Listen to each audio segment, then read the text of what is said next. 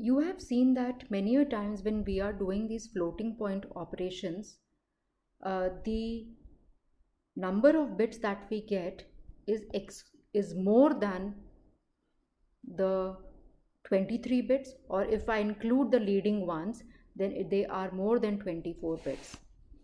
So these extra bits that we have during the intermediate steps, they are called guard bits, and they should be retained because they help us get maximum accuracy in the final results. Okay, but once we have to represent the final result, we have to remove the guard bits, and then that number has to come down to a 24-bit representation, which is 1 point something.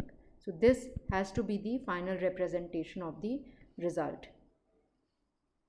So what are the different ways of truncating or removing these guard bits? One very simple way of doing it is chopping. What it means that we simply remove the extra bits.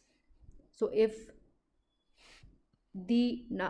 I have a fraction which is having 6 bits, like b1, b minus 2, b minus 3, b minus 4, b minus 5 and b minus 6, and I know that I have space only for these 3 bits, so I'm simply going to chop off these extra bits and I'm just left with these 3 bits. Okay, so this is the simplest way of doing it. Remove the extra bits, just chop them off. Another way of handling this is by doing the von Neumann rounding. So if these are the bits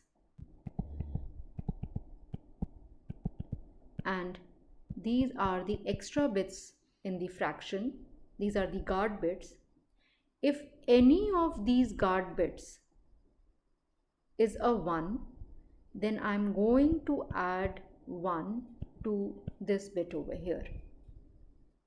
So it simply means that. But if none of the bits over here is 1, that means they all are 0, then I will not add anything to b minus 3.